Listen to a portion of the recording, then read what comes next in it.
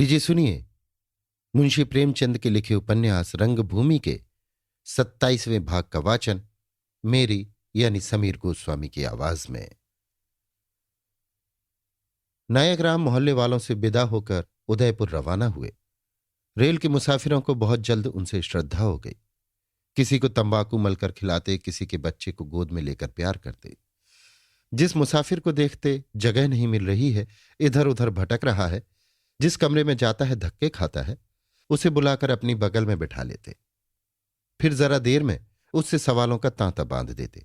कहाँ मकान है, कहाँ जाते हो, कितने लड़के हैं, क्या कारोबार होता है। इन प्रश्नों का अंत इस अनुरोध पर होता कि मेरा नाम नायक राम पंडा है। जब कभी काशी आओ मेरा नाम पूछ लो, बच्चा बच्चा जानता है। 2 दिन 4 दिन, महीने 2 महीने, जब तक इच्छा हो आराम से काशी बास करो। घर द्वार नौकर चाकर सब हाजिर है। घर का सा आराम पाओगे। वहां से चलते समय जो चाहो दे दो, ना हो ना दो, घर आकर भेज दो, इसकी कोई चिंता नहीं। ये कभी मत सोचो अभी रुपए नहीं है फिर चलेंगे। शुभ काज के लिए मुहूर्त नहीं देखा जाता। रेल का किराया लेकर चल खड़े हो। काशी में तो मैं हूं ही, किसी बात की तकलीफ ना होगी। काम पड़ जाए तो जान लड़ा दे। तीर्थ यात्रा के लिए टाल मटोल मत करो। कोई नहीं जानता कब बड़ी यात्रा करनी पड़ जाए। संसार के झगड़े तो सदा लगे ही रहेंगे। दिल्ली पहुंचे तो कई नए मुसाफिर गाड़ी में आए। आर्य समाज के किसी उत्सव में जा रहे थे। नायक राम ने उनसे भी वही जिरह शुरू की। यहां तक कि एक महाशय गर्म होकर बोले, तुम हमारे बाप दादे का नाम पूछकर क्या करोगे? हम तुम्हारे फंदे में फंसने वाले नहीं। यहां गंगा जी के कायल नहीं और न काशी ही को स्वर्गपुरी समझते हैं। नायक राम जरा भी हताश नहीं हुए, मुस्कुराकर बोले, बाबूजी आप आर्य होकर ऐसे कहते हैं? आर्य लोगों ही ने तो हिंदू धर्म की लाज रखी, नहीं तो अब तक सारा देश मुसलमान के रस्तान हो गया होता। हिंदू धर्म के उद्धारक होकर आप काशी को भला कैसे न मानेंगे? उसी नगरी में राजा हरिश्चंद्र की परीक्षा हुई थी। वहीं बुद्ध भगवान ने अपना धर्म चक्र चलाया था। वहीं शंकर भगवान ने मंडल मिसिर से शास्त्रार्थ किया था। वहां जैनी आते हैं, बौद्ध आते हैं, वैष्णव आते हैं। वो हिंदुओं की नगरी नहीं है, सारे संसार की नगरी वही है। दूर दूर से लोग भी जब तक काशी जी के दर्शन न कर लें उनकी यात्रा सफल नहीं होती। गंगा जी मुकुट देती हैं, पाप काटती हैं। ये सब तो गंवारों को बहलाने की बात है। उनसे कहो कि चलकर उस पवित्र नगरी को देखा जहां कदम कदम पर आर्य जाति के निशान मिलते हैं, जिसका नाम लेते ही सैकड़ों महात्मा और ऋषियों मुनियों की याद आ जाती है, तो उनकी समझ में ये बात ना आएगी। पर जथारथ में बात यही है। काशी का महात्म इसलिए है कि वहां आर्य जाति की जीती जागती पुरातनपुरी है। इन महाशयों को फिर काशी की निंदा करने का साहस न हुआ। वे मन में लज्जित हुए और नायक राम के धार्मिक ज्ञान के कायल हो गए। हालांकि नायक राम ने ये थोड़े से वाक्य ऐसे ही अवसरों के लिए किसी व्याख्याता के भाषण से चुनकर रट लिए थे। रेल के स्टेशनों पर वो जरूर उतरते और रेल के कर्मचारियों का परिचय प्राप्त करते। कोई उन्हें पान खिला देता, कोई जलपान करा देता। सारी यात्रा समाप्त हो गई, पर वो लेटे तक नहीं, जरा भी आंख नहीं झपकी। जहां 2 मुसाफिरों को लड़ते झगड़ते देखते तुरंत तीसरे बन जाते और उनमें मेल करा देते। तीसरे दिन वो उदयपुर पहुंच गए और रियासत के अधिकारियों से मिलते जुलते घूमते घामते जसवंत नगर में दाखिल हुए। देखा मिस्टर क्लार्क का डेरा पड़ा हुआ है। बाहर से आने जाने वालों की बड़ी जांच पड़ताल होती है। नगर का द्वार बंद सा है, लेकिन पंडे को कौन रोकता। कस्बे में पहुंचकर सोचने लगे, विनय सिंह से क्यों कर मुलाकात हो। रात को तो धर्मशाले में ठहरे। सवेरा होते ही जेल के दरोगा के मकान पर जा पहुंचे। दरोगा जी सोफी को विदा करके आए थे और नौकर से बिगड़ रहे थे कि तूने हुक्का क्यों नहीं भरा। इतने में बरामदे में पंडा जी की आहट पाकर बाहर निकल आए। उन्हें देखते ही नायक राम ने गंगा जल की शीशी निकाली और उनके सिर पर जल छिड़क दिया। दरोगा जी ने अन्नमनस्क होकर कहा, कहां से आते हो? नायक राम, महाराज स्थान तो प्रयागराज है, पर आ रहा हूं बड़ी दूर से। इच्छा हुई इधर भी जजमानों को आशीर्वाद देता चलूं। दरोगा जी का लड़का, जिसकी उम्र अभी 14-15 वर्ष की थी, निकल आया। नायक राम ने उसे नक्श शिख तक बड़े ध्यान से देखा, मानो उसके दर्शनों से हार्दिक आनंद प्राप्त हो रहा है। और तब दरोगा जी से बोले, ये आपके चिरंजीव पुत्र हैं ना? पिता पुत्र की सूरत कैसी मिलती है कि दूर ही से पहचान जाए। छोटे ठाकुर साहब क्या पढ़ते हो? लड़के ने कहा, अंग्रेजी पढ़ता हूं। नायक राम, ये तो मैं पहले ही समझ गया था। आजकल तो इसी विद्या का दौर दारा है, राज विद्या ठहरी। किस दफे में पढ़ते हो भैया? दरोगा, अभी तो हाल ही में अंग्रेजी शुरू की है, उस पर भी पढ़ने में मन नहीं लगाते, अभी थोड़ी ही पढ़ी है। लड़के ने समझा मेरा अपमान हो रहा है, बोला, तुमसे तो ज्यादा ही पढ़ा हूं। नायक राम, इसकी कोई चिंता नहीं, सब आ जाएगा। अभी इनकी अवस्था ही क्या है। भगवान की इच्छा होगी तो कुल का नाम रोशन कर देंगे। आपके घर पर कुछ जगह जमीन भी है। दरोगा जी ने अब समझा, बुद्धि बहुत तीक्ष्ण ना थी। अकड़कर कुर्सी पर बैठ गए और बोले, हाँ, चित्तौड़ के इलाके में कई गांव हैं, पुरानी जागीर है। मेरे पिता महाराणा के दरबारी थे।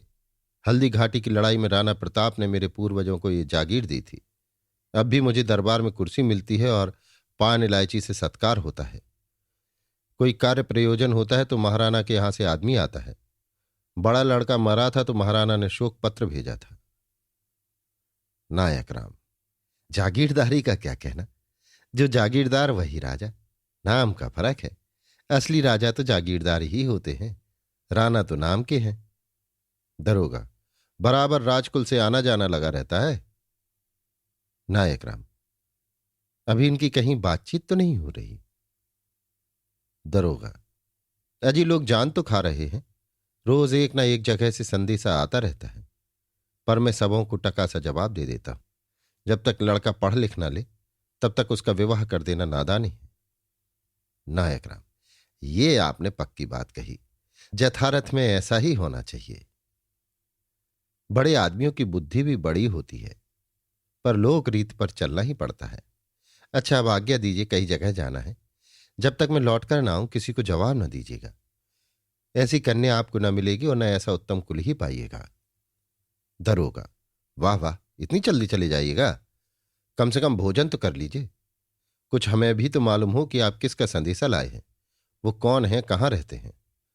नायक राम, सब कुछ मालूम हो जाएगा, पर अभी बताने का हुक्म नहीं है। दरोगा ने लड़के से कहा, तिलक अंदर जाओ, पंडित जी के लिए पान बनवा लाओ, कुछ नाश्ता भी लेते आना। ये कहकर तिलक के पीछे पीछे खुद अंदर गए और गृहिणी से बोले, लो, कहीं से तिलक के ब्याह का संदेशा आया है, पान तश्तरी में भेजना। नाश्ते के लिए कुछ नहीं है? वो तो मुझे पहले ही मालूम था। घर में कितनी ही चीज आए, दोबारा देखने को नहीं मिलती। न जाने कहाँ के मरभुके जमा हो गए हैं। अभी कल ही एक कैदी के घर से मिठाइयों का पूरा थाल आया था, क्या हो गया? स्त्री, इन्हीं लड़कों से पूछो क्या हो गया। मैं तो हाथ से छूने की भी कसम खाती हूं। ये कोई संदूक में बंद रखने की चीज तो है नहीं, जिसका जब जी चाहता है निकाल कर खाता है। कल से किसी ने रोटियों की ओर नहीं ताका। दरोगा, तो आखिर तुम किस मरज की दवा हो? तुमसे इतना भी नहीं हो सकता कि जो चीज घर में आए उसे यत्न से रखो, हिसाब से खर्च करो। वो लौंडा कहाँ गया? स्त्री, तुम्ही ने तो अभी उसे डांटा था, बस चला गया। कह गया है कि घड़ी घड़ी की डांट फटकार बर्दाश्त नहीं हो सकती। दरोगा, ये और मुसीबत हुई। ये छोटे आदमी दिन दिन सिर चढ़ते जाते हैं, कोई कहां तक इनकी खुशामद करे। अब कौन बाजार से मिठाइयां लाए? आज तो किसी सिपाही को भी नहीं भेज सकता, न जाने सिर से कब ये बला टलेगी। तुम ही चले जाओ। तिलक, तिलक, शरबत क्यों नहीं पिला देते? स्त्री, शकर भी तो नहीं है, चले क्यों नहीं जाते? तिलक, हां, चले क्यों नहीं जाते, लोग देखेंगे। हजरत मिठाई लिए जाते हैं। दरोगा, तो इसमें क्या गाली है? किसी के घर चोरी तो नहीं कर रहे हो? बुरे काम से लजाना चाहिए, अपना काम करने में क्या लाज। तिलक यूं तो लाख सिर पटकने पर भी बाजार न जाते, पर इस वक्त अपने विवाह की खुशी थी, चले गए। दरोगा जी ने तश्तरी में पान रखे और नायक राम के पास लाए। नायक राम, सरकार, आपके घर पान नहीं खाऊंगा। दरोगा, अजी, अभी क्या हरज है, अभी तो कोई बात भी नहीं हुई। नायक राम, मेरा मन बैठ गया तो सब ठीक समझिए। दरोगा, ये तो आपने बुरी पख लगाई। ये बात नहीं हो सकती कि आप हमारे द्वार पर आए और हम बिना यथेष्ट आदर सत्कार किए आपको जाने दें। मैं तो मान भी जाऊंगा, पर तिलक की मां किसी तरह राजी न होंगी। नायक राम, इसी से मैं ये संदेशा लेकर आने से इनकार कर रहा था। जिस भले आदमी के द्वार पर जाइए वो भोजन और दक्षिणा के बगैर गला नहीं छोड़ता। इसी से तो आजकल कुछ लबाड़ियों ने वर खोजने का व्यवसाय बना लिया है। इससे ये काम करते हुए और भी संकोच होता है। दरोगा, ऐसे धूर्त यहां नित्य ही आया करते हैं, पर मैं तो पानी को भी नहीं पूछता। जैसा मुंह होता है वैसा बीड़ा मिलता है। यहां तो आदमी को एक नजर देखा और उसकी नस नस पहचान गया। आप यूं न जाने पाएंगे। नायक राम, मैं जानता कि आप इस तरह पीछे पड़ जाएंगे तो लबाड़ियों की सी बातचीत करता, गला तो छूट जाता। दरोगा, यहां ऐसा नाड़ी नहीं हूं, उड़ती चिड़िया पहचानता हूं। नायक राम डट गए। दोपहर होते होते बच्चे बच्चे से उनकी मैत्री हो गई।